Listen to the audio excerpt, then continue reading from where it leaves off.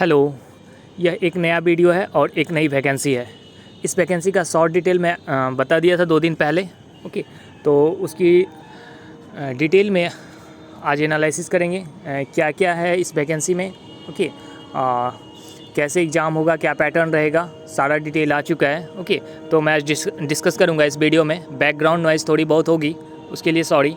तो जो ये एग्ज़ाम है कौन कंडक्ट कराएगी, तो NTA नेशनल टेस्टिंग एजेंसी। आगे देखते हैं यह पोस्ट कौन सी है। तो इस वीडियो में मैं 2 वैकेंसी के बारे में बताऊंगा।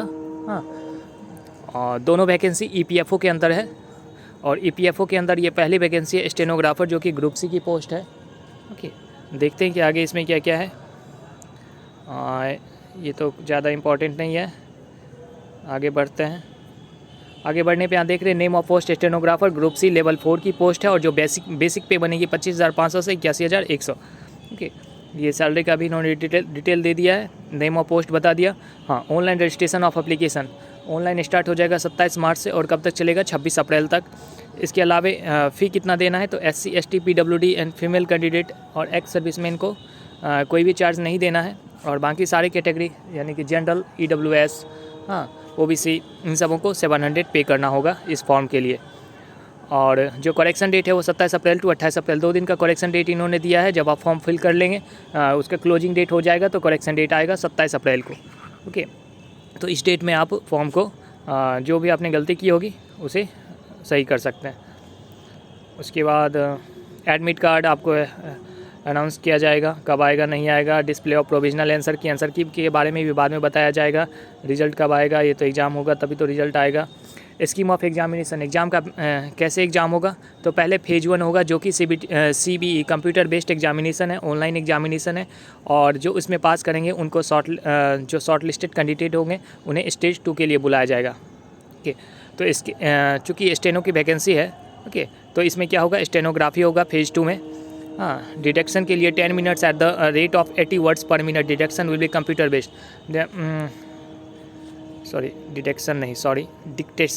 डिक्टेशन जो है वो 80 वर्ड्स पर मिनट है, 80 वर्ड्स पर मिनट। ओके, 10 मिनट के लिए, और ये कंप्यूटर पे होगा। And transcription 50 minutes for English and 65 minutes Hindi, only on computer. सारी चीज़ कंप्यूटर पे होने वाले हैं और 50 मिनट्स इंग्लिश के लिए और 65 मिनट्स हिंदी के लिए। तो ये तो है इसकी स्कीम ऑफ एग्जामिनेशन। फेज 1 और फेज़ 2 में एग्ज़ाम होना है। ओके, जो फेज 1 में पास हो जाएंगे उन्हें फेज़ 2 के लिए बुलाया जाएगा। तो ये स्कीम ऑफ एग्जामिनेशन है। अब आगे बढ़ते हैं क्या क्या है। ये टोटल वैकेंसी कितनी है, तो टोटल 185 वैकेंसी है। UR की 74, EWS की 19, SC की 28, ST की 14, OBC की 50 वैकेंसी है। और उसके अलावा हॉरिजेंटल रिजर्वेशन कि इसके अंतर्गत 18 वैकेंसी है। तो हॉरिजेंटल रिजर्वेशन में बताया था क्या होता है, ये कभी मिलता है किसी वैकेंसी में, किसी को मिलता है किसी को नहीं मिलता है। जैसे स्टेट गवर्नमेंट में वुमेन को कुछ हॉरिजेंटल रिजर्वेशन दे दिया जाता है। हाँ, तो ये सारे वैकेंसी जो होते हैं ये टोटल वैकेंसी में ही आते हैं। तो यहाँ पे कैटेगरी A B C ऐसे करके इन्होंने PWD कैंडिडेट के लिए वैकेंसी रिजर्व करी है। हॉरिजेंटल रिजर्वेशन दिया है 8 पोस्ट का और एक्स सर्विसमैन के लिए 18 पोस्ट है। ओके, आगे बढ़ते हैं, देखते हैं।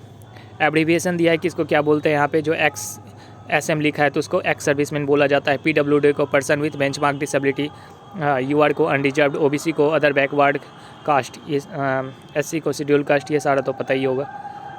तो स्टेनोग्राफर डिसेबिलिटी कौन सा सूटेबल है स्टेनोग्राफर पोस्ट के लिए, वो यहाँ पे मेंशन किया गया है।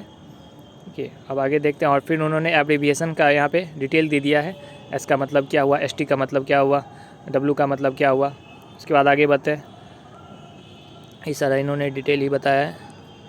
अब हमारे काम का क्या, हाँ, तो इनमें कौन कैंडिडेट अप्लाई कर सकते हैं, तो जो candidate 12 pass from a recognized board on the closing date of online application, online application की क्लोजिंग डेट तक यदि कोई कैंडिडेट पास हो चुके हैं तो इस फॉर्म को फिल कर सकते हैं। ओके, तो मिनिमम क्वालिफिकेशन 12th होनी चाहिए।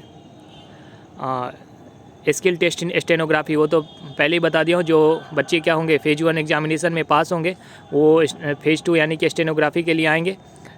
और 10 words at the rate of 80 words पर मिनट। डिक्टेशन और ट्रांसक्रिप्शन का भी बता दिया। इंग्लिश के लिए 50 मिनट्स और 65 मिनट्स, हिंदी के लिए ओनली ऑन कंप्यूटर।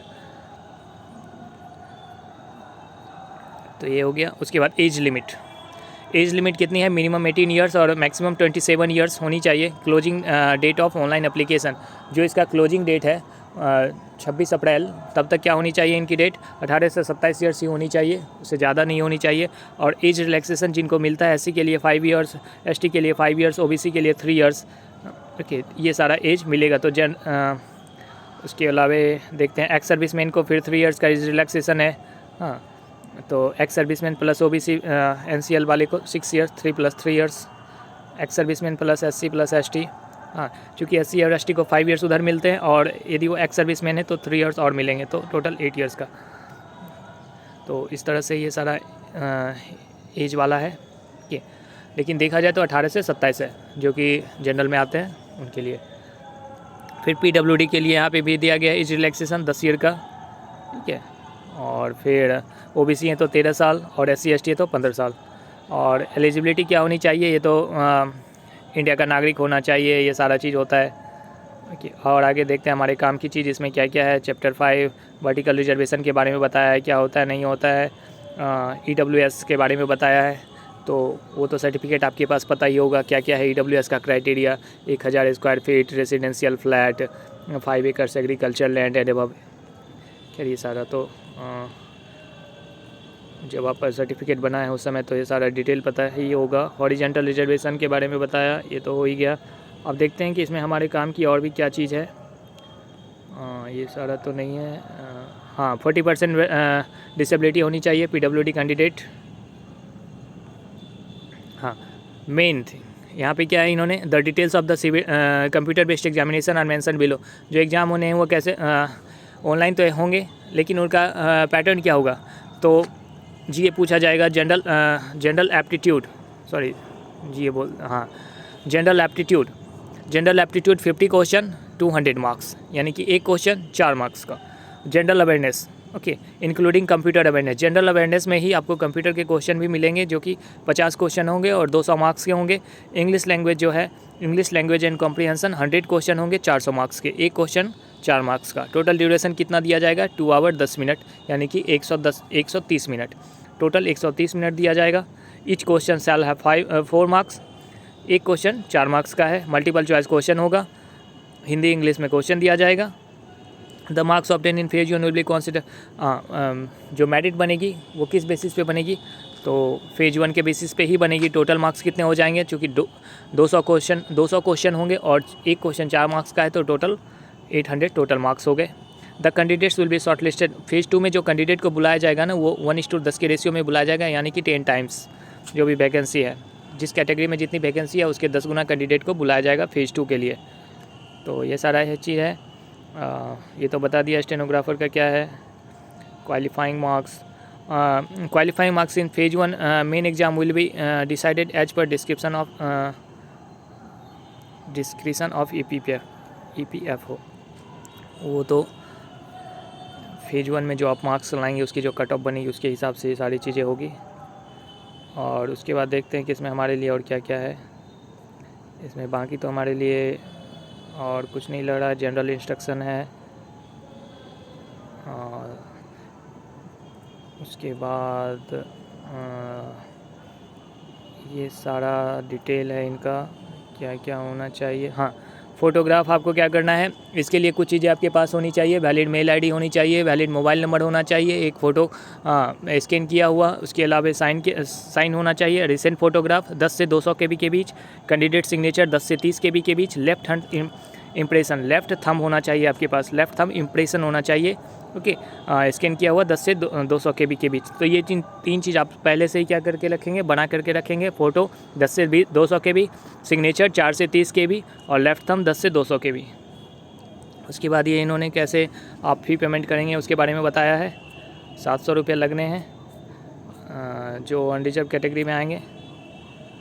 उसके बाद कहता है जो आप फ़ोटो देंगे 6 से 8 photo passport size photograph need to be kept aside. वैसे ही फ़ोटो आप 6 से 8 फ़ोटोग्राफ अपने पास हमेशा रखे रहेंगे। और ये सारा चीज़ उन्होंने बताया है क्या क्या चीज़ चाहिए। हाँ, photograph should not be with cap और गूगल्स, यानी कि चश्मा और कैप में लगा करके आपको फ़ोटो यहाँ नहीं डालना है, चश्मा लगाया हुआ या फिर कैप पहने हुए। फोटोग्राफ शुड कवर 80% फेस जो होना चाहिए 80% कवर होना चाहिए। हाँ, और आप चश्मा नहीं लगाएंगे ओके फ़ोटो में, बिना चश्मा वाला फ़ोटो होना चाहिए। तो कैंडिडेट सिग्नेचर ये सारा तो मैं बता ही दिया हूँ।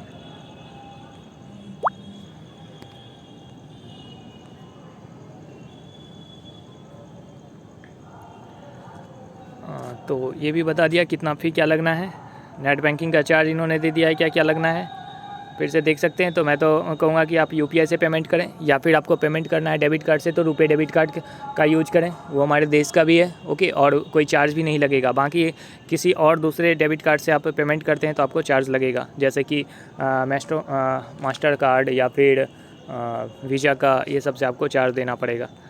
तो आई थिंक सारा चीज़ मैं बता चुका हूँ इस वैकेंसी के बारे में, स्टेनोग्राफर वैकेंसी के बारे में। हाँ, ये टेस्ट सेंटर है, कहाँ आपको दिया जाएगा टेस्ट सेंटर, और इन्होंने सर्टिफिकेट के बारे में बताया है, कौन सा सर्टिफिकेट का क्या फॉर्मेट होता है। और आगे बढ़ते हैं, देखते हैं क्या क्या है। और ये बैकग्राउंड नॉइज़ थोड़ी बहुत आ रही होगी, बिहार दिवस है तो फिर उसका प्रोग्राम चल रहा है। हाँ, और मैं वहीं पास में, चूँकि मैं सोचा कि आपको इन्फॉर्मेशन दे दूँ, इसलिए मैं ये वीडियो बनाना शुरू कर दिया। और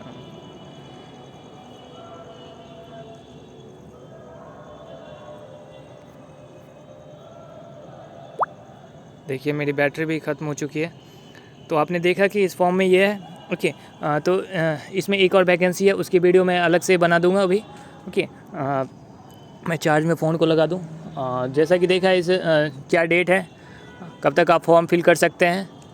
हाँ, 27 मार्च से 26 अप्रैल। एक बार मैं शॉर्ट में बता दूं, 27 मार्च से 26 अप्रैल और 26 अप्रैल। हाँ, चलते हैं ऊपर, देखते हैं वही डेट है ना।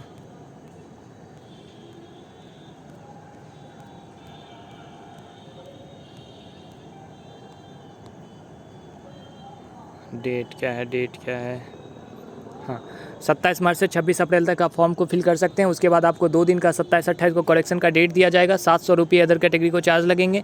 जो SC हैं, ST हैं, PWD कैंडिडेट है, एक्स सर्विसमैन, उनको कोई भी चार्ज नहीं देना है। आप डेबिट कार्ड रुपये डेबिट कार्ड का यूज करिएगा, कोई भी चार्ज नहीं कटेगा। UPI का यूज करिएगा, कोई भी चार्ज नहीं कटेगा। इसके अलावा अदर फॉर्मेट का डेबिट कार्ड यूज करते हैं, वीज़ा का करते हैं, मास्टर का करते हैं तो आपको चार्ज देना होगा। नेट बैंकिंग करते हैं तो भी चार्ज देना होगा। क्रेडिट कार्ड यूज करते हैं तो भी चार्ज देना होगा। ओके, तो ये सारा हो गया। उसके अलावा मैंने बता दिया कि वैकेंसी किस में कितनी है, UR की कितनी है। टोटल वैकेंसी 185 है। और एज 18 से 27 साल है। बाकी एज रिलैक्सेशन जिनको जो मिलती है वो मिलेगी। हाँ, और जो भी आप फ़ोटो देंगे उसमें कैप लगा हुआ नहीं होना चाहिए, चश्मा लगा हुआ नहीं होना चाहिए। और आप अपना लेफ़्ट थंब इम्प्रेशन आपको लगेगा, कितने KB का लगेगा वो भी बता दिया। आप वीडियो के बैक में जाएंगे, बैक करेंगे तो फिर आपको वो पता चल जाएगा कितने KB का होना चाहिए, फ़ोटो कितने KB की होनी चाहिए। इसके अलावा फ़ोटो, साइन और लेफ़्ट थंब आपको ज़रूरी है। हाँ, ये 3 चीज़ ज़रूरी है। और फॉर्म कैसे फिल होगा, 27 तारीख से जैसे ही फॉर्म फिल होना शुरू होता है मैं फिर वीडियो अपलोड कर दूँगा कि how to fill stenographer EPFO stenographer form okay. तो आप उस वीडियो को देख लीजिएगा कि कैसे कैसे फॉर्म फिल करना है। हाँ, तो आप मिस्टेक से बच जाएंगे ओके, कैसे फ़ोटो अपलोड करना है, क्या करना है। तो इस वीडियो में इतना ही, बने रहिए हमारे साथ। मैं जल्द ही EPFO की दूसरी वैकेंसी है, करीब 1800 के करीब वैकेंसी है। हाँ, उसकी वीडियो मैं लेकर के आ रहा हूँ। उसका एग्ज़ाम पैटर्न क्या है, कैसे होना है, और इसका भी एग्ज़ाम पैटर्न देख लिया आपने। एक क्वेश्चन 4 मार्क्स का अलग तरह का एग्ज़ाम ले रहे हैं ये। पहले इस बार 800 के टोटल एग्ज़ाम हो रहे हैं ओके, जिसमें GA आना है, कंप्यूटर आना है, इंग्लिश के 100 क्वेश्चन है ओके। और जो बच्चे फेज़ 1 में सेलेक्ट हो जाएंगे उन्हें फेज़ 2 के लिए बुलाया जाएगा। हाँ, और 10 गुने कैंडिडेट को बुलाया जाएगा। तो ये सारे इसके मेन पॉइंट हैं ओके। तो आप आई थिंक आपको सारा चीज़ समझ में आ ही गया होगा ओके। और आपको ये वीडियो यदि अच्छा लगता है तो आप लाइक करें, सब्सक्राइब करें और शेयर करें ओके। तो इस वीडियो में इतना ही, बने रहिए हमारे साथ। हम जल्दी मिलते हैं एक नई वैकेंसी के साथ ओके। Thank you.